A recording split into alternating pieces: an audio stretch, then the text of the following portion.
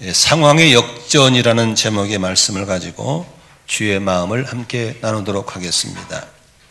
우리는 이 세상을 살아가는 동안에 여러 가지 고난을 받게 되었습니다. 왜 이런 고통이 나에게 임하는지 이해 안 될 때가 참 많습니다. 더욱이 예수 믿고 구원받아서 하나님을 믿는 내가 당하는 고난에 대해서 더욱이 이해가 안 될 때가 많습니다.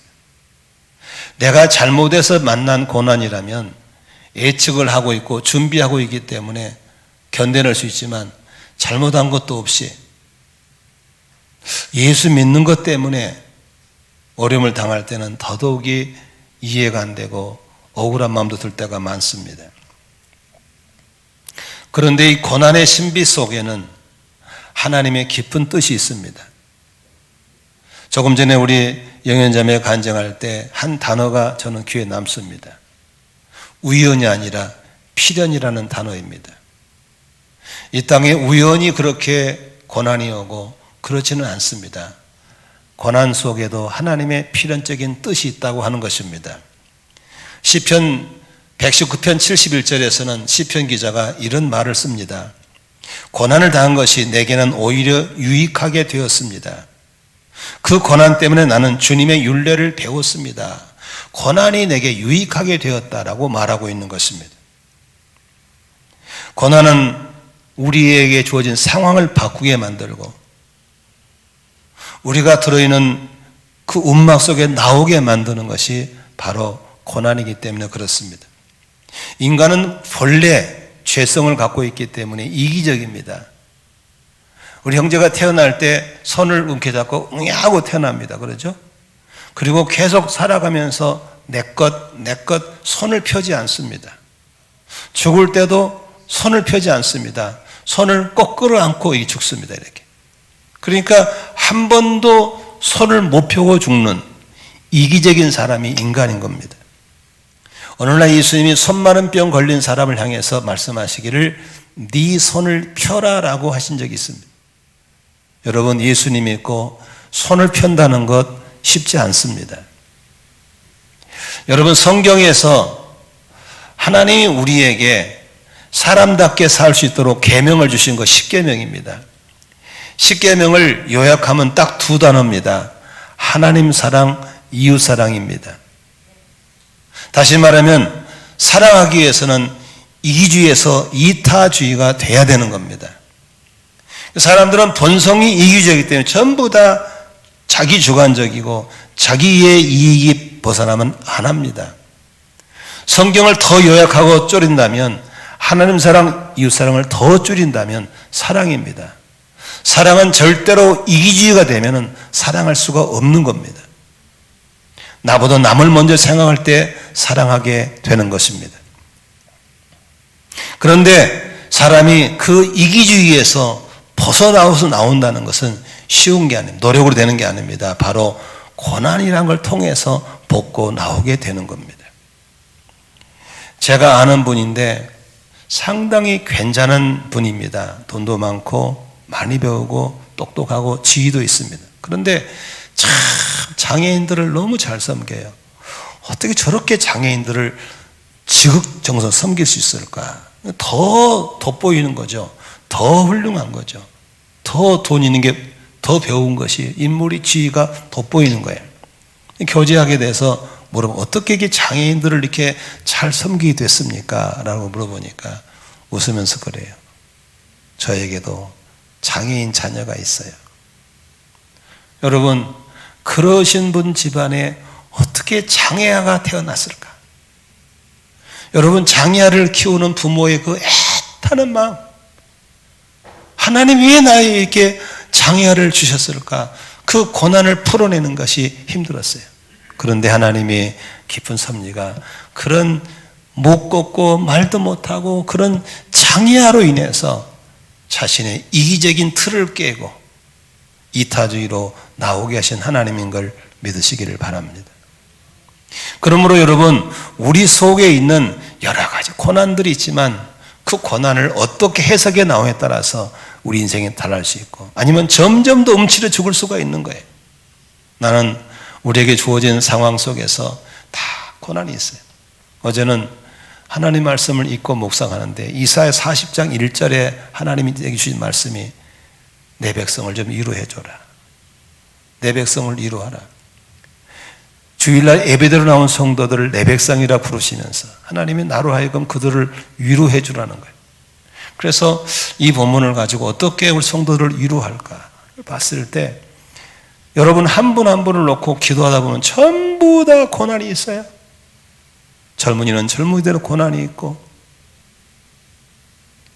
남자는 남자대로 고난이 있고 여자는 여자대로 고난이 있고 다 고난의 한 짐씩들이에요. 그런데 이 고난을 갖고 살아가는 저들에게 무슨 말로 위로할 수 있을까? 이 본문을 어떻게 풀어내야 될까? 이 본문 속에 아주 보시는 하나님이 계시더라고요. 하나님은 우리의 상황을 역전시키시는 하나님인 걸 믿으시길 바랍니다. 상황을 역전시키신 분.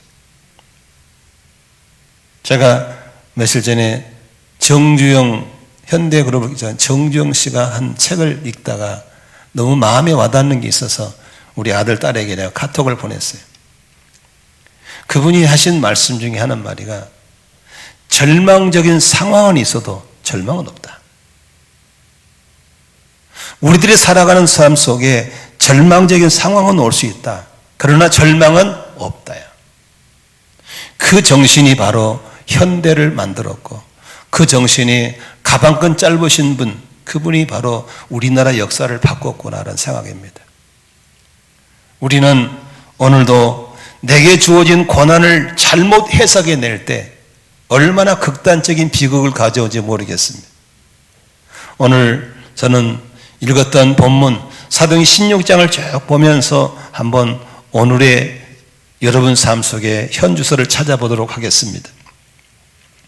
바울과 실라가 빌립보에 도착해서 교회를 개척하기로 했죠. 그래서 어디서 기도회를 할까 기도처를 찾다 보니까 옷감장사 루디아를 만나서 그 집에 가서 복음을 전해서 그 집이 구원을 받게 됐죠. 그리고 지역에서 이제 영혼을 구원하기 위해서 전도를 다니는데 귀신 들려서 점치는 여자가 따라다니며 계속 괴롭히잖아요. 그러니까 어떻게 해요? 바울 사도가 예수 그리스도의 이름으로 귀신을 쫓아내버렸죠. 귀신이 쫓아나가니까 점괘가 안 풀리잖아요. 점이 안 될 수밖에 없죠. 그러니까 이 돈을 벌 수가 없으니까 그런 점쟁이를 고용해서 수입을 챙기는 그 주인, 점주죠. 한마디로 포주죠. 포주가 화가 나니까 온갖 누명을 씌우고 지역 주민들을 선동해서 고소하죠. 그러니까 그 집행관은 그 고소만 듣고 바울과 실라를 엄청 매를 때리죠. 그리고 지하실 감옥에 쳐넣어버리고 간수에게 단단히 부착해서 양손 양발에 쇠고랑을 채우고 감옥에 가다 버리죠. 졸지에 아무 잘못 없이 억울하게 매 맞고 감옥에서 이제 살아나갈지 죽을지도 모르는 그런 상황 속에 있는 바울과 실라는 절망이 밀려오고 불평이 밀려오고 원망이 밀려오고 육신의 통증이 밀려오고 그 추운 냉기가 밀려오고 배고픔이 밀려올 때 그는 밀려오는 걸 선택하지 않고 또다시 하나님이 함께 하신 살아계신 하나님, 고난의 신비 속에 들어있는 하나님의 뜻을 분별하면서 그는 이해가 안 되지만 하나님의 도움을 구하기로 하고 이해가 안 되지만 주어진 환경 속에 감사거리를 찾아서 찬송하기로 결정하죠. 나는 여러분들의 삶 속에 이 수많은 선택이 참 중요하다고 믿습니다. 제가 상공부 합시다 해도 귀를 막으신 분은 안 들리죠. 그런데 귀가 열린 사람은 찾아오더라고요. 이번에 할게요. 저는 이번에 17기 현장 18기는 별로 없을 줄 알았어요.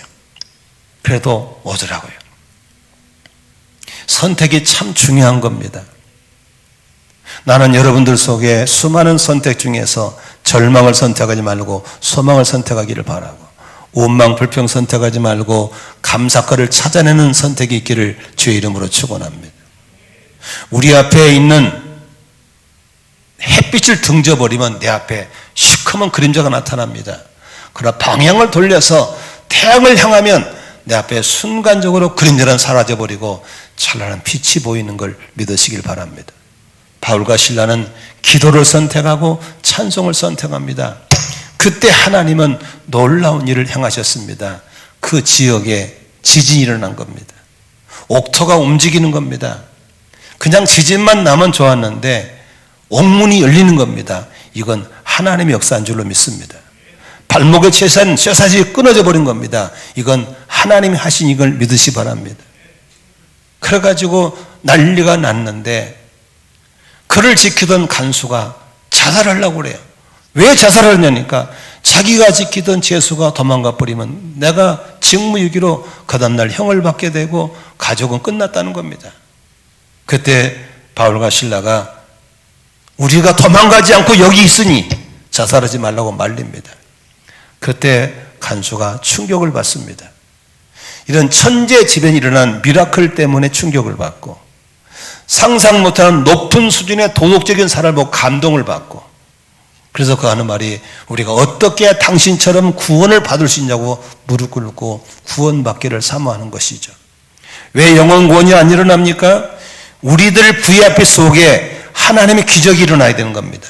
우리들 VIP 속에 그들의 상상을 또 뛰어넘는 높은 수준의 감동을 줄 수 있어야 그들이 구원을 받을 줄로 믿습니다. 한마디로 뻔한 삶에는 절대로 돌아오지 않습니다. 그래서 이런 목장에는 바로 기적이 일어나야 되고 목장에서 섬김의 높은 수준의 감동이 있어야 목장에서 구원받는 사람이 나올 줄로 믿으시기를 바랍니다. 아멘. 그래서 간수가 구원을 받습니다. 간수가 밤에 그 사람 데리고 집에 가서 다 치료해주고 먹을 것도 주고 옷도 좀 새로 갈아입혀줘서. 근데 여러분 웬만한 사람 같으면 그냥 하나님의 감옥 열어줬으니까 안녕히 계세요 갑니다 하고 나왔을 겁니다. 그런데 놀라운 사실은 바울과 실라는 다시 감옥으로 들어갑니다. 다시. 여러분 다시 가는 거 쉽지 않습니다. 다시 가는 이유가 뭐예요? 만일에 가버리면 간수는 자기 직무를 못했기 때문에 형을 받는 겁니다.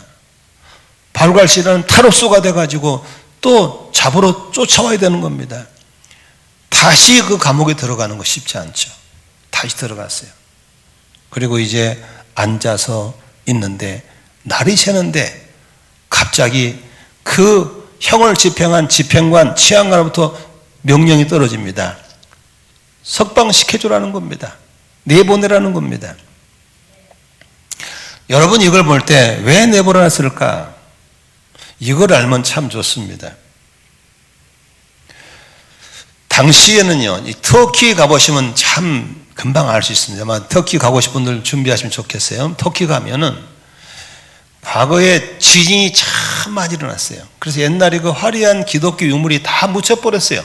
지금 돌무덤밖에 없어요. 흔들어버린 거예요, 하나님이. 그래서 그 당시에 그렇게 지진이 자주 일어났기 때문에 사람들이 다 불안해가지고 뭔가 우상을 섬기고 있었고 두려워서 자기들만의 그런 귀신 섬김이 있었어요. 부적들이 다 있었어요. 그래서 가보면은 유물들 보면 희한한 아주 유물들이 희한한 우상들이 많이 있습니다. 다 그래서 생긴 겁니다.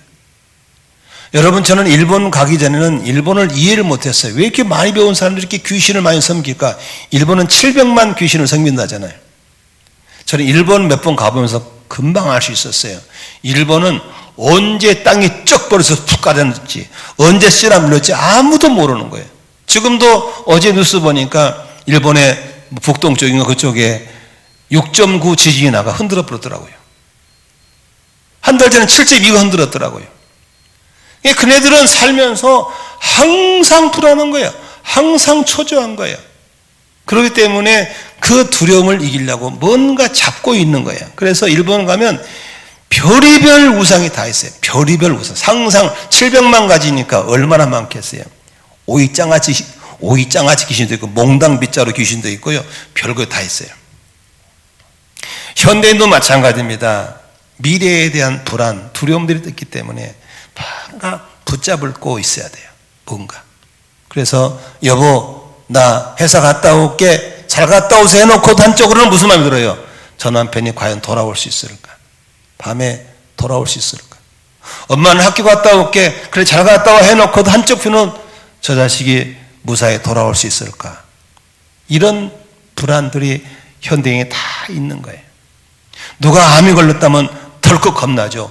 나도 저런 암세포가 있지 않나 하는 그런 두려움들이 다 있죠. 그래서 사람들이 뭔가를 붙잡으려다 보니까 보험을 들기도 하고 적금 들고 뭐 돈을 붙잡고 있고 빌딩 붙잡고 있고 뭔가 붙잡는 것이죠. 그런데 바로 이런 두려움 속에 있는 그 치유한관 주변에 지진이 나서 흔들어 버리니까 밤새도록 이 사람이 두려움 속에 고민한 거예요. 이게 큰일 났구나 하면서 자신을 돌아보니까 낮에 무슨 일 했어요? 한 사람을 잡아다가 실컷 두드러 팼다는 것. 충분한 변론도 못 들어보고 두드러 패고 감옥에 가다는 게 생각이 나는 거예요. 아차, 내가 형평성을 잃었구나. 내가 바른 걸 못했구나. 바로 저 사람 때문에 이런 지진이 났구나. 그런 사람 빨리 보내야 되겠구나. 이런 결정을 하게 된 겁니다. 그래서 날이 새자마자 볼까요? 16장 35절 같이 보겠습니다. 시작. 날이 새니 치유한관들은 부하들을 보내어 그 두 사람을 놓아주라고 명령했습니다. 날이 새. 그러니까 밤새도록 뭐 했다는 고민했다는 소리요. 지진이 흔들려 버리니까 고민하는 거예요. 그래서 36절 보겠습니다. 간수는 이 말을 바울에게 전했습니다. 그런데 재미있는 것은 간수가 한 말이 재미있어요. 읽어볼까요? 치유한관들이 사도님들을 뭐라고 불러요? 사도님들이라고 부르죠. 사도님들을 풀어놓으라고 사람 보냈습니다. 그러니 이제 어떻게 존칭을 쓰시죠? 나오셔서 평안히 가십시오. 이런 간수 봤어요? 왜 이런 줄 아시겠어요? 바로 지난밤에 복음을 듣게 하고 구원 베풀어준 주의 종들이거든요. 자기 집에 와서 씻고 닦고 해서 다시 들어오신 분들이거든요. 그러니 이렇게 높은 도덕성을 가지신 분은 감옥에서도 존경받게 되는 걸 믿으시기 바랍니다. 우리 기독교인들이 회복해야 할 부분도 이런 부분입니다. 한국 초창기에 목사, 장로, 권사라면 물어보지도 않고 신뢰했습니다. 그러나 지금 130년 지난 지금 한국교회는 목사, 장로, 권사대 별로 존경하지 않습니다. 누가 나보고 목사님 그러면 숨고 싶지 목을 내밀고 싶은 마음이 없습니다. 왜 우리가 이렇게 됐습니까? 왜 이렇게 질라진 기독교가 됐습니까? 우리가 잘못 믿었던 겁니다. 어젯밤에 시퍼렇게 중재인처럼 다루던 집행관들인데 이렇게 정중하게 감옥에 가서 나가도 된다고 명령을 내리고 나가달라고 부탁한 이유는 무엇일까? 바로 하나님의 역사인 줄로 믿습니다. 그런데 보세요. 나가라는 게 좋다고 잘 돼서 나가버리자 이렇게 나오는 게 아닙니다. 37절 볼까요? 바울과 실라는 단호하게 석방을 거부합니다. 같이 읽습니다. 시작. 바울이 그들에게 말하였다. 치유한관들이 로마 시민 우리를 유죄 판결로 내리지 않은 채 공공연히 때리고 감옥에 가두었다가 이제 와 슬그머니 우리를 내놓겠다는 겁니까? 못 나간다고 전해주십시오. 어떻게 38절에 뭐라고 했는가? 같이 한번 읽어보겠습니다. 38절 뭐라고 하면서 못 나가? 시작. 관리들이 이 말을 치유한관에 전하니 그들은 바울과 실라가 로마 시민이라는 말을 듣고서 두려워했다. 자, 여기 보십시오. 당시의 법이 어떤 법이냐면요. 세계에서 가장 강한 나라 로마였기 때문에 로마 시민권자를 향한 특별법이 있었어요. 절대로 로마 시민권자는 함부로 다루면 안 돼요. 로마 시민권자를 함부로 재판하면 안 돼요. 로마 시민권자는 변호를 붙여야 되고, 그리고 로마 시민권자가 억울하면 로마 황제에게 항소할 수 있는 기회가 주어져요. 그런데 이 집행관은 이 부분을 잘못한 거예요.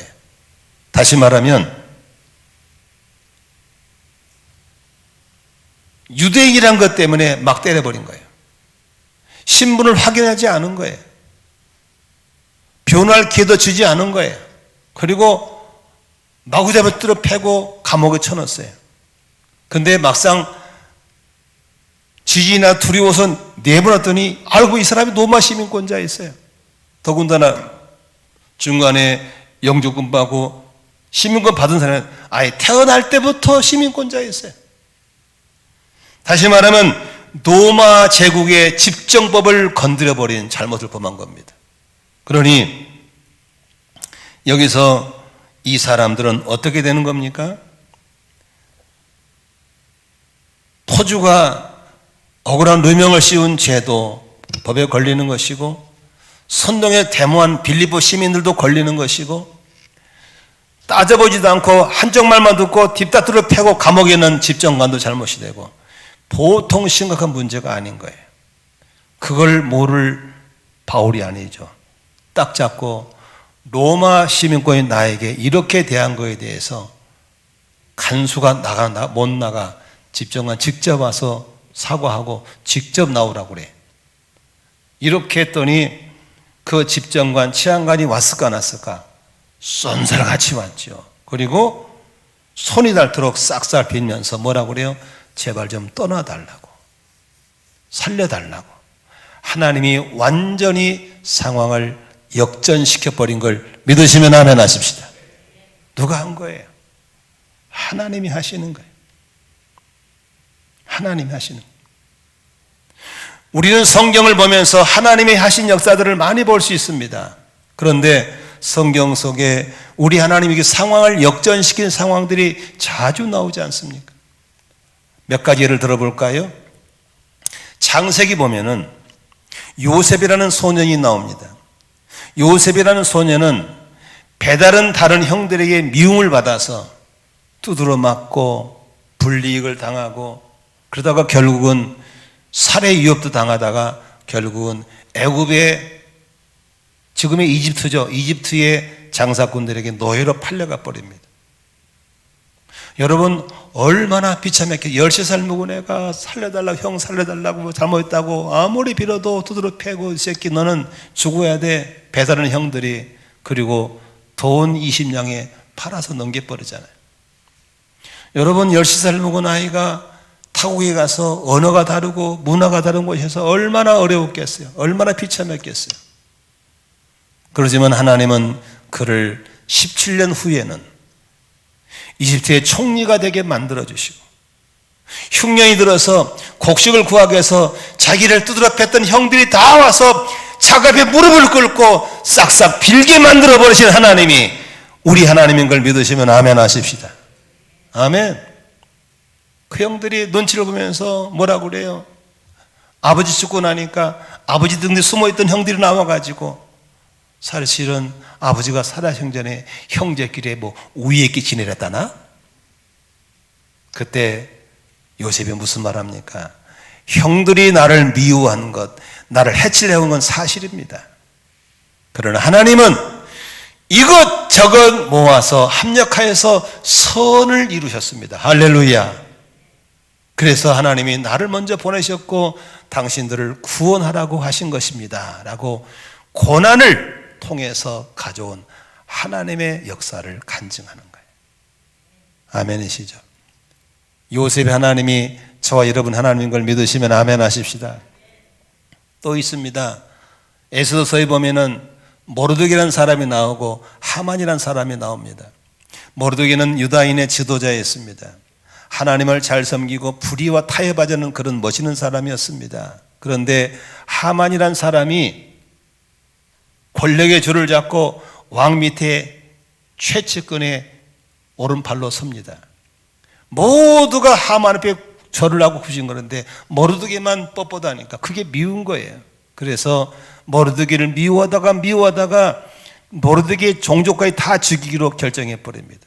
모시가 되면 전국에 있는 유다인들을 다 죽이기로 법을 개정해서 선포합니다. 악법이죠. 그리고 그래도 분이 안 풀리니까 모르드게를 매달려고 3m짜리 높은 장대를 준비합니다. 거기에 매달겠다고. 그런데 하나님은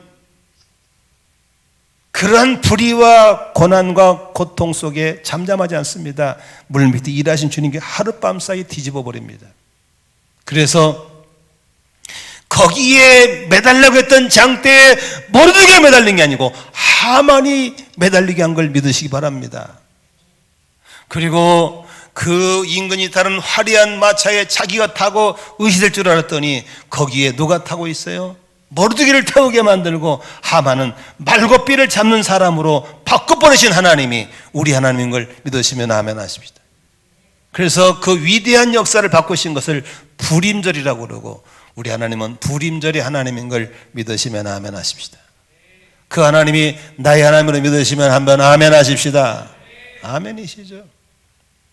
그것만 있나요?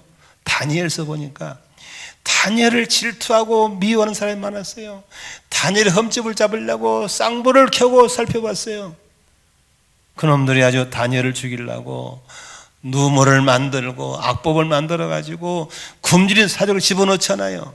그러나 하나님은 사자들이 입을 봉하시고 사자들을 잠재우셔서 그 지하실 추운데 사자들 등에 뜨뜻하게 자게 만들고 그 다음날 왕을 통해서 역정모가 들통나게 만드니까 그들을 그 굶주린 사족에 집어 던져버리니까 어떻게 돼요? 사자들이 뼈까지도 다 추서서 부스러뜨렸다고 나오지 않습니까? 하나님이 그렇게 상황을 역전시키는 걸 믿으시기 바랍니다. 다니엘이 하나님이 나의 하나님인 걸 믿으시면 아멘 하십시다. 다윗도 마찬가지입니다. 참 근면하고 성실한 다윗을 죽이려고 사울왕이 얼마나 괴롭힙니까? 압살롬이 얼마나 쿠데타를 일으킵니까? 그러나 다윗은 한 번도 사울과 싸우지도 않고 압살롬과 싸우지 않습니다. 오직 착함과 선함과 믿음으로 나아갑니다. 그러나 하나님은 결국은 사울은 3대 왕이 3대째 망하게 만들어버리고 압살롬은 나무까지 걸려서 죽게 만들어버립니다. 그리고 다윗을 높이시는 것을 볼 수 있는 겁니다.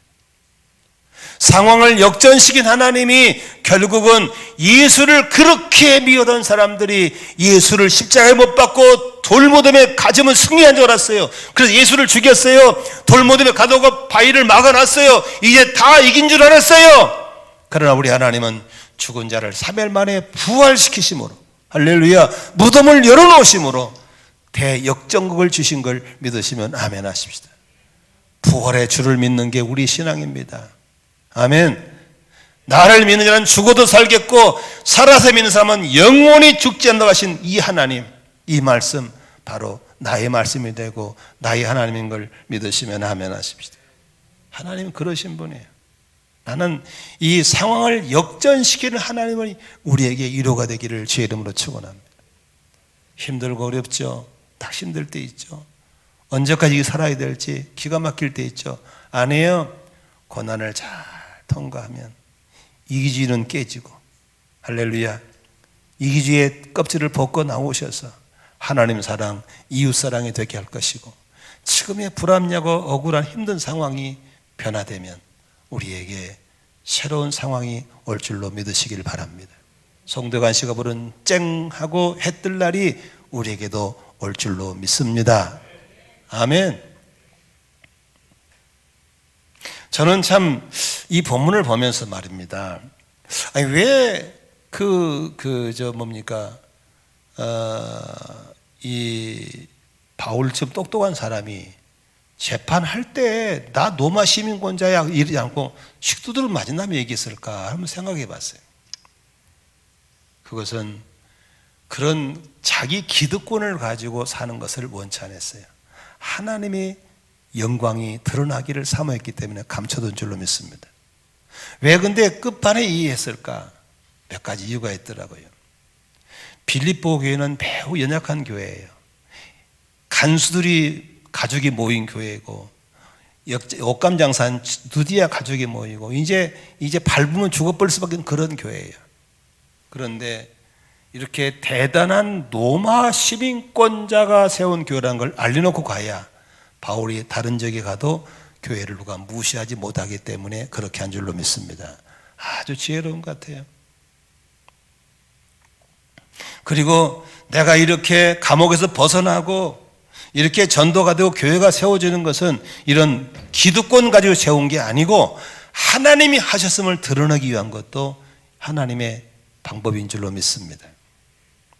저는 작년에 소천하신 휴스턴 서울교회 최영기 원로 목사님 사모님, 최혜수 사모님에 대한 얘기가 같이 나누고 싶습니다. 그분은 결혼해서 미국에 이대를 나오셔서 약사예요.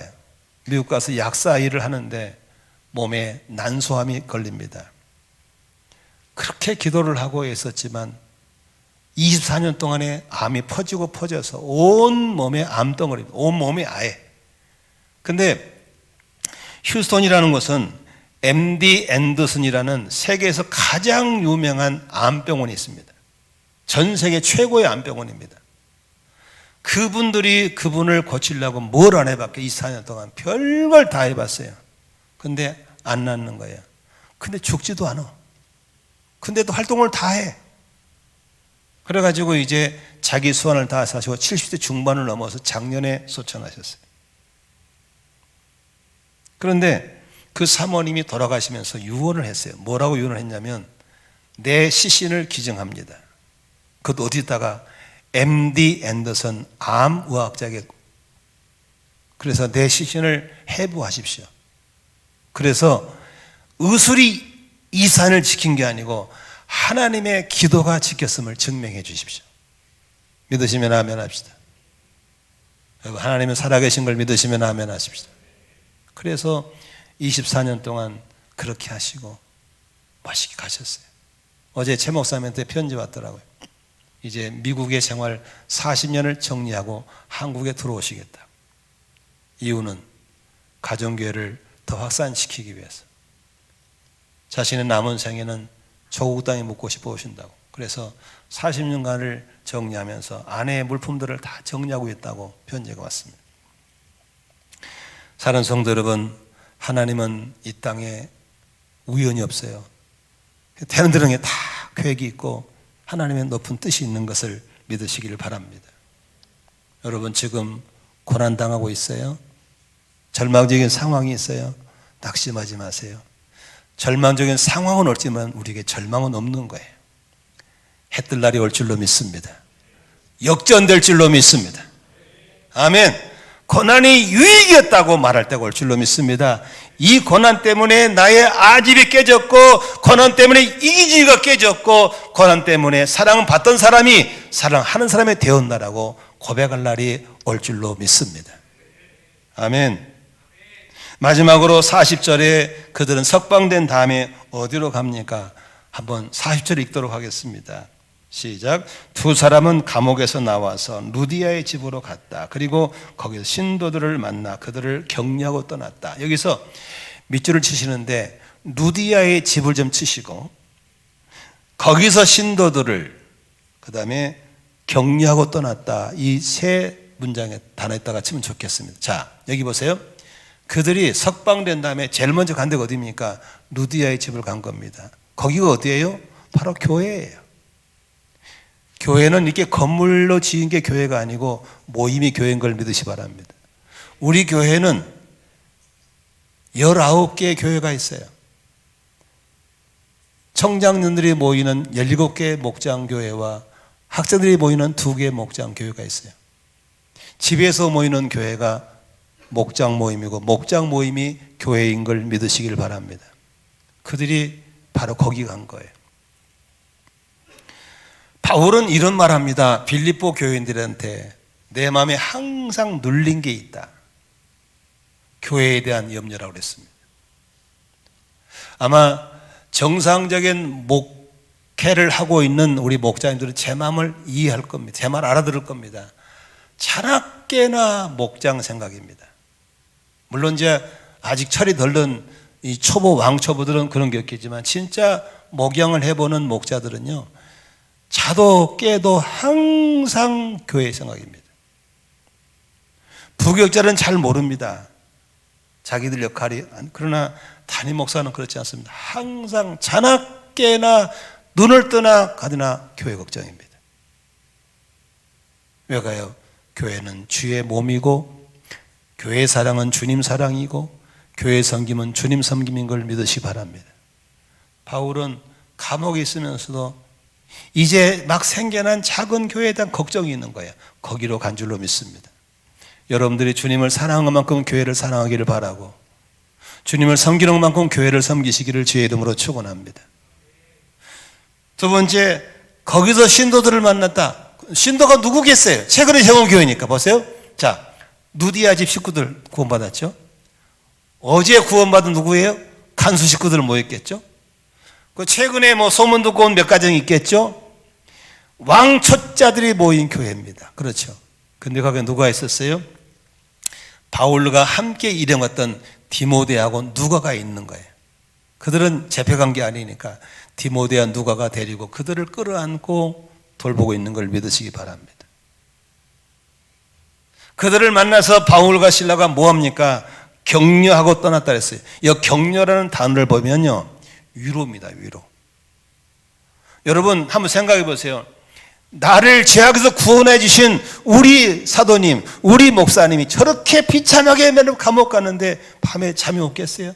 얼마나 애탔겠어요? 얼마나 안타깝겠어요? 힘도 없지, 안타깝지. 그러니까 기도도 할 줄 모르지. 그때 디모데가 누가가 뭐래? 기도를 가르친 거예요. 기도합시다. 하나님 들어줍니다. 철학 기도합시다. 부르짖어 기도합시다. 그 애기 같은 신앙들이 모여서 밤이 새도록 기도하고 철학하고 했던 것들을 왜 모르겠어요? 그들의 기도가 응답되어서 지진이 났고 옥문이 열렸고 이런 대역전극이 일어난 것을 왜 모르겠어요? 바로 바울과 실라가 쭉 간증하는 거예요. 할렐루야. 그래서 간증함으로 인해서 그들에게 위로해주고 격려해 주는 걸 볼 수 있는 것이죠. 이렇게 감옥에 갇혔습니다. 한밤중에 찬양하고 기도했습니다. 그때 감옥을 흔드시고 옥문이 열리고 착고를 풀어주셨습니다. 그 한밤중에 이 나를 지키던 간수가 구원을 받게 되었습니다. 여기 가족들이 와 있지 않습니까? 하면서 구원 간증하는 거죠. 날이 밝자 우리를 쓸모없이 내보낼 때 우리는 못 나간다 그랬습니다. 직접 오라고 그랬습니다. 상황이 역전되었습니다. 이걸 간증한 거죠. 그걸 듣고 그 애기 신앙들이 얼마나 위로를 받고 얼마나 격려를 얻고 얼마나 힘을 얻겠습니까? 근데 이 격려라는 말 속에는 권면했다는 말이에요. 권면이 뭐예요? 가르쳐 주는 거예요. 여러분, 이제 우리가 이 교회를 따라 다른 데로 가지만 여러분들은 하나님이 함께한 걸 믿으셔야 됩니다. 상황을 역전시킨 하나님이 함께한 걸 믿으셔야 됩니다. 어떤 어려움에서 이렇게 어제처럼 기도하고 낙심하지 않고 찬송하고 감사해야 됩니다. 이렇게 권면하고 떠난 줄로 믿습니다. 사랑하는 성도 여러분, 오늘 저는 여러분들에게 권면합니다. 권면하고 싶습니다. 낙심하면 안 됩니다. 아멘. 잘나다고 까불 것도 없고 어렵다고 기죽을 것도 없고 모든 것이 주의 손에 있는 걸 믿으시기를 바랍니다. 아멘. 그러므로 오늘 이 고난 속에서도 우리가 위로받을 이유는 무엇입니까? 하나님이 살아계신 겁니다. 아멘. 하나님은 여러분 한 분 한 분을 축복할 줄로 믿습니다. 제가 가장 좋아하는 성경구절 하나 같이 읽고 마치도록 하겠습니다. 로마서 8장 28절에 이런 말씀이 있습니다. 함께 읽도록 하겠습니다. 하나님을 사랑하는 사람들, 곧 하나님의 뜻대로 부르심을 받은 사람들에게는 모든 일이 서로 협력해서 선을 이룬다는 것을 우리는 압니다. 바로 합력하여 선을 이룬 것을 요셉이 하나님이지만 바울도 이 하나님을 믿은 줄로 믿습니다. 저와 여러분도 믿으시기를 주의 이름으로 축원합니다. 아멘. 그러므로 상황은 역전됩니다. 고난을 통해서 역전될 줄로 믿습니다. 아멘. 고난은 이겨야 할 제목이지 눌려 죽을 제목이 아닌 거예요. 아멘. 절망적인 상황은 올지 모르지만 우리에게 절망은 올 수가 없는 걸 믿으시기 바랍니다. 오늘도 우리는 선택해야 됩니다. 원망, 불평, 낙심, 좌절을 선택할 것이냐, 기도하고 감사하고 믿음으로 선택할 것이냐, 이 선택 기로 앞에 우리는 위대한 선택이 있기를 주의 이름으로 축원합니다. 기도하겠습니다.